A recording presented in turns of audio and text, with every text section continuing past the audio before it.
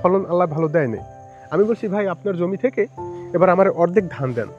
সে আমার সাথে তর্ক করতেছে, আমি না খেয়ে থাকবো, আমার জমির ধান সে সব বিক্রি করে বিল্ডিং তুলবে।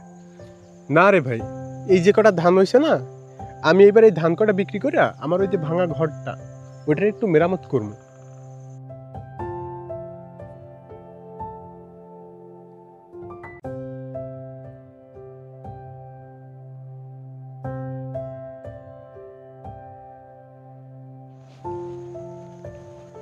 জমিতে আমার তেমন কোনো ফসলই হইল না। ভাইজান আমার যে জমিটা নিল সেটা তো ভালোই ফসল হয়েছে। ও, ভাইজান প্রত্যেকদিন সকালে এসে দেখে কি ফসল হয়েছে।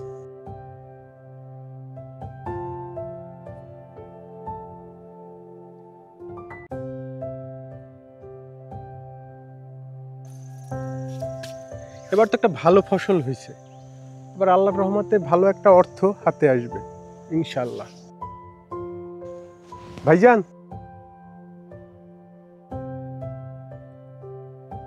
এদিকে আসেন, আপনার সাথে কথা আছে। হাসতেছি হাসতেছি, দাঁড়াও। কি ব্যাপার আবার ডাকাটা কি সকালবেলা?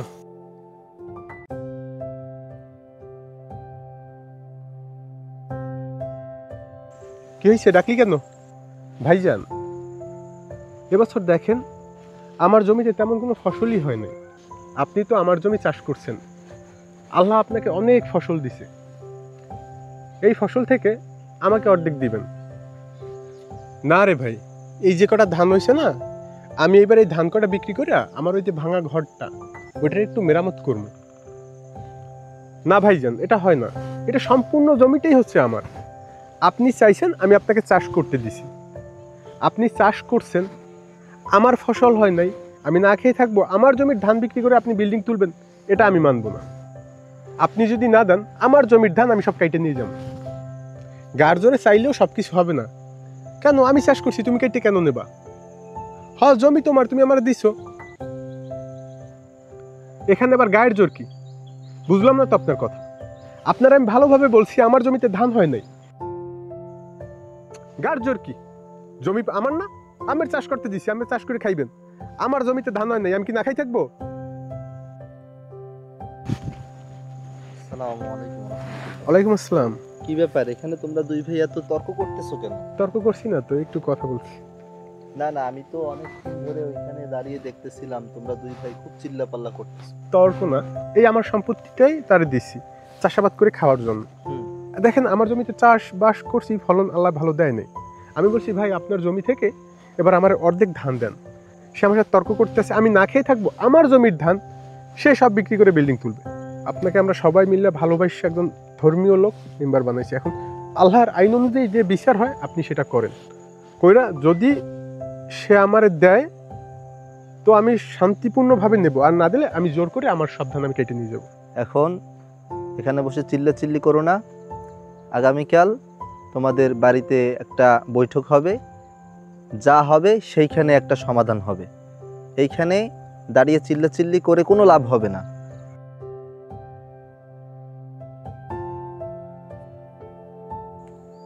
আগামীকাল তো ওদের দুই ভাইয়ের একটা সালিসিতে ফায়সালা দিতে হবে। তাহলে দেখি, ছোট ভাইয়ের সাথে আগে কথা বলে দেখি ও কি বলে।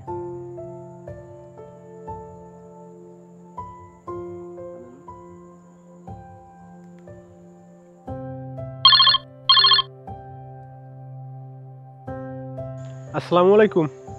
ওয়ালাইকুম আসসালাম। তো ভাইজান কেমন আছেন? জি আলহামদুলিল্লাহ ভালো আছি।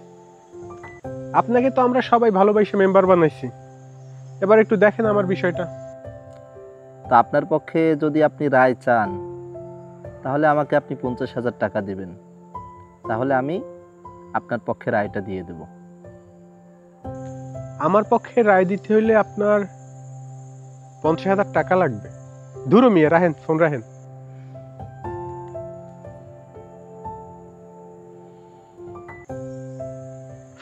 ফাজিলেমি কথাবার্তা, তর্ক বাজে ভাই ভাইয়ের ভিতর। আইসে এক কাপ চা খাইবে, দুই ভাইরে মিলেই দেবে, সব ঝামেলা শেষ। এখন 50,000 টাকা আছে, আবার ভাইয়ের কাছে চাইলো নাকি? যাই, ওর কাছে জানি আগে।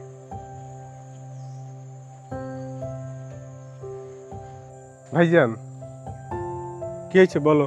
আপনার কাছে কি মেম্বার সাহেব কোনো টাকা পয়সা চাইছে? না, আমার কাছে মেম্বার সাহেব কোনো টাকা পয়সা চায়নি। আমার কাছে তো 50,000 টাকা চাইছে। তারে আমরা সবাই ভালোবাসে মেম্বার বানাইলাম।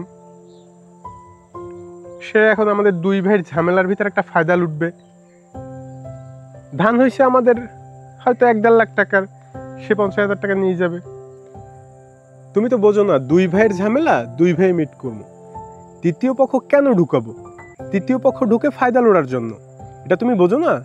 আমার ভুল হয়েছে, আমার মাফ করে দিন। আর আপনার ভালো লাগলে ধান দিয়েন, আর ভালো না লাগলে না দিয়েন। আচ্ছা ঠিক আছে,